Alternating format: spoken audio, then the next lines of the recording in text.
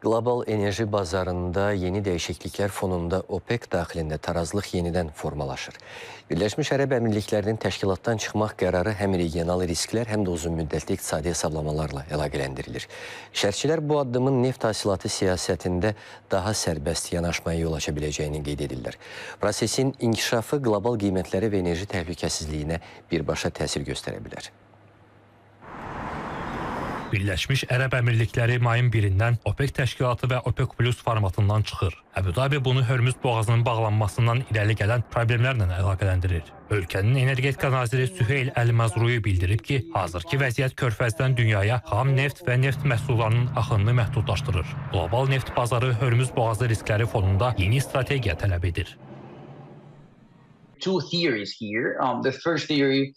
Burada iki ehtimal var. Birincisi, Hörmüz boğazı yenidən açıldıqdan sonra, hansı ki bunun nə vaxt olacağı məlum deyil, Birləşmiş Ərəb Əmirlikləri itkiləri kompensasiya edə bilmək üçün hasilat gücünü kifayət qədər artırmaq istəyir. Bu, daha çox qısa müddətli perspektivə yönəlib.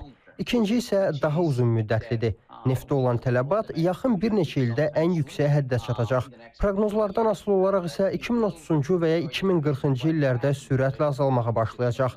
Bu isə o deməkdir ki, resurslara sahib ölkələr, xüsusilə bunu bacaranlar onları mümkün qədər tez monetizasiya etməyə maraqlıdırlar. Birləşmiş Ərəb Əmirlikləri də həmin ölkələrdən biridir. Dünyanın ən böyük 10 neft ixracatçısından biri olan Birləşmiş Ərəb Əmirlikləri qərarın dost və tərəfdaş dövlətlərə qarşı heç bir siyasi yönünün olmadığını bildirir. Ekspertlərə görə bu qərar neft qiymətlərinə dərhal təsir göstərməyəcək. OPEC-dən çıxmaq qərarının arxasında fərqli məqsədlər də dayana bilər. Это может быть некая кулуарная сделка, что США пообещали некую финансовую помощь. Bu pərdəarxası bir razılaşma növü ola bilər.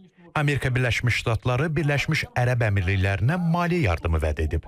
Çünki bu ölkə mövcud böhrandan zərər çəkib və bunun müqabilində qlobal bazarda qiymətləri aşağı salmaq üçün əslində OPEC Plus-u daxildən zəiflətməyi hədəfləyən dəstək istəyir.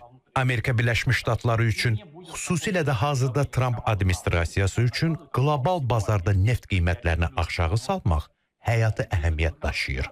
Çünki bu, ABŞ-nin daxili bazarında yanacaq qiymətlərini ucuzlaşdıra və Trump komandasına siyasi təzyiqi azalda bilər. Ekspertlər bildirir ki, Birləşmiş Ərəb Əmirlikləri sərbəst şəkildə hasilatı artırmaq qərarı verərsə, neft kəskin ucuzlaşa bilər. Lakin hazırda Hörmüz boğazındakı maneələr bu ucuzlaşmanın qarşısını alır. Əgər qərardan sonra Birləşmiş Ərəb Əmirlikləri ortamüddətli dönəmdə, xüsusən də postmüharibə dönəmində hasilatı kəskin artırsa, təbii ki, qiymətlərin aşağı düşməsinə gətirib çıxaracaq. OPEC-in hasilatı və qiymətləri tənzimləmədə rolunu kəskin aşağı salmış olacaq. Eyni zamanda da hasilatı daha çox artırmaq yarışına girsələr əgər ölkələr, qiymətlərə də mənfi təsir göstərə bilər. Amma bu qərarın ən azından indiki çərçivə vaxtda verilməsi bu dediyim faktorlara hələlik şiddətlənməsinə imkan vermir.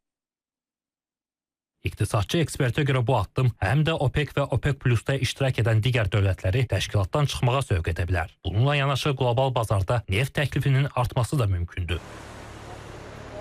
Qeyd edək ki, Birləşmiş Ərəb Əmirliklərinin təşkilatdan çıxması ilə OPEC-ə üzv dövlətlərin sayı 11-ə enib.